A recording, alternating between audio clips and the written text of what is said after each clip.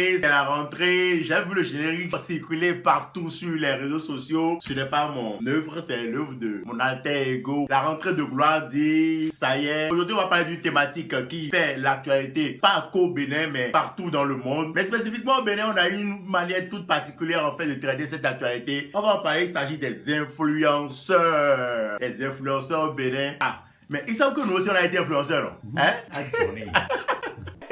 Yo, salut tout le monde, bienvenue sur le numéro. Comme Frida, les jumeaux de Suyovo, appelés les twins, sont influenceurs. Bienvenue sur Gloadi.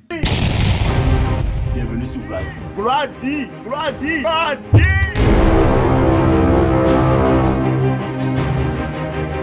C'est quoi les influenceurs? En fait, il y a beaucoup de définitions, mais tout s'assemble sur une seule chose. La seule chose, c'est que c'est des hommes ou des femmes, des filles, des jeunes hommes, des jeunes garçons, en tout cas, c'est des humains qui ont cette capacité en fait de mobiliser du monde derrière eux afin de changer les habitudes de consommation. Quand il dit habitude de consommation, là, c'est déjà trop Google. C'est-à-dire que quand tu as l'habitude de manger du pain et du adoré, lui va venir et il va t'amener parce que lui, il a eu certaine audience que tu kiffes. Non, lui, il a eu certaine aura que toi tu kiffes. Il va t'amener donc à aller désormais manger du pain avec du curry.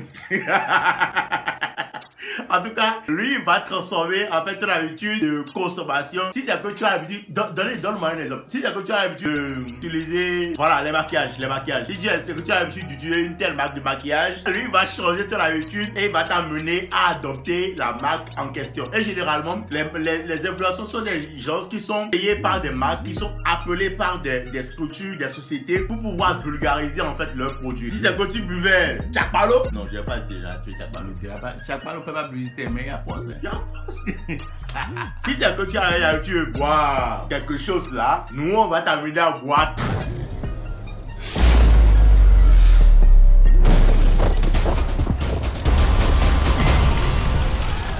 Doppel Munich, la bière brune au goût puissant à dompter. Est-ce que tu as senti le placement du produit? Donc les influenceurs, c'est juste ça. Mais le truc aujourd'hui, c'est qu'il y a une grosse polémique. C'est mondial, c'est planétaire en fait au niveau de cette appellation influenceur. Parce que personne en fait ne va accepter de dire qu'il a été influencé par telle ou telle personne. Mais rassurez-vous. Rien de grave. Mais quand vous dites que vous êtes influenceur, vous influencez qui? Dans quoi? Nous sommes tous influencés par quelque chose. C'est juste un mensonge ou bien c'est juste de l'ego que de dire qu'on n'est pas influencé par quoi que ce soit. Moi, je suis influencé par les habitudes de mon père. Je suis influencé par les habitudes de mes amis. Je suis influencé même par ma femme.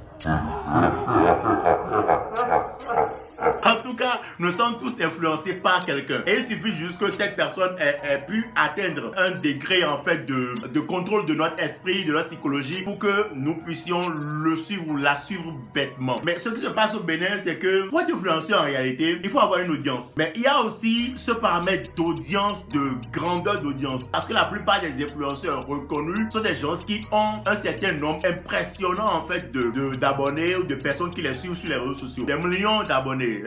Là, la dernière fois, j'ai découvert PewDiePie.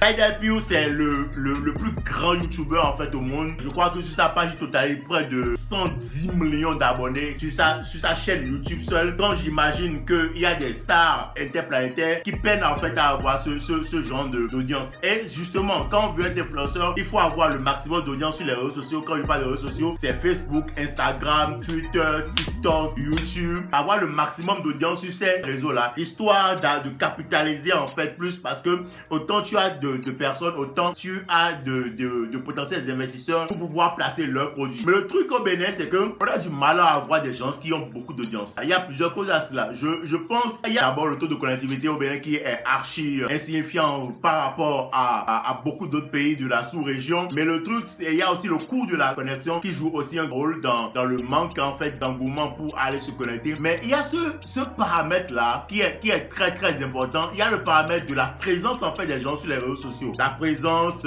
même de ceux qui aspirent à être influenceurs sur les réseaux sociaux. Parce qu'à un moment ou à un autre, les agences qui sont des potentiels investisseurs n'encouragent pas. Il y a ce paramètre-là que je voulais déjà souligner. Je crois que je l'ai souligné dans un de mes posts avant qu'on ne commence à dire. C'est le fait qu'en fait que les gens qui ont de l'influence mais qui ne peuvent pas forcément jouer le rôle d'influenceur, qui n'aspirent pas forcément potentiellement d'être influenceur n'aide pas à propulser d'autres personnes à aller de l'avant. Je parle notamment des artistes béninois. Imagine un artiste béninois. C'est la merde. En fait, les artistes béninois, la plupart, je vais dire 90%, et c'est pour ne pas nommer des gens en fait, ils se reconnaissent tous, c'est des gens qui se croient autosuffisants. Ils croient que leur carrière, ils peuvent la construire seuls. Ils font des sons, ils commencent de la promotion radio, et s'ils veulent même faire la promotion sur les réseaux sociaux ne suffit absolument rien. Et même quand il y a des gens qui ont de l'audience, qui aiment leurs chansons et qui veulent les pousser très fort, eux derrière, ils n'amènent pas leur audience à aller pousser cette personne à capitaliser encore plus et pour les prochaines fois à aller encore plus de l'avant. C'est vraiment dommage quand tu vas voir une société pour lui dire place ton produit sur ma plateforme. Oh là là là là là là là là. Tu as combien d'abonnés? Tu attends, qu'est-ce que tu peux m'apporter? Le gars il a la volonté de t'amener loin. C'est-à-dire qu'il y a des gens qui ne réfléchissent pas. Il a cette volonté là de t'amener loin. Ailleurs les gens paient des centaines de mille, même des millions pour pouvoir positionner leur produit sur une tranche de 30 secondes. Mais toi tu fais des tranches de 10 minutes. Tu fais des tranches que tu sponsorises à tes propres frais. Et tu leur demandes juste de payer le sponsoring de ton émission. Ils te disent que non.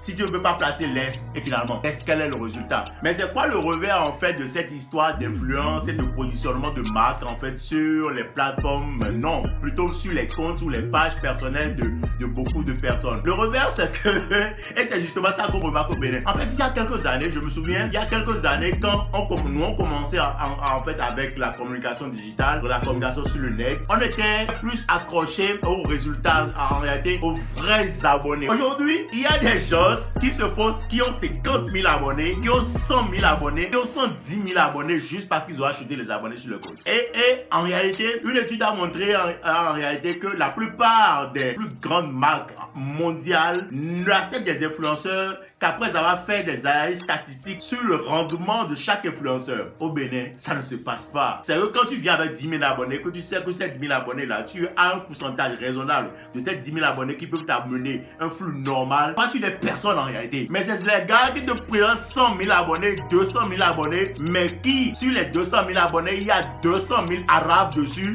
C'est ceux-là qui deviennent les influenceurs au Bénin. Je voudrais revenir en fait sur les quelques-uns que j'apprécie vraiment en fait, qui se débattent, parce que je crois que nous on a laissé cette histoire. On s'est focalisé plus sur un autre domaine ces temps-ci, mais les quelques-uns qui se débattent pour pouvoir tirer leur épingle du jeu. Quand on dit quelques-uns là, il y en a combien? Moi, le milieu qui m'intéresse le plus, c'est le milieu du showbiz. Et dans le milieu du showbiz, la seule personne que je vois qui peut influencer une décision ou pas, c'est Data Botor, Serge aussi.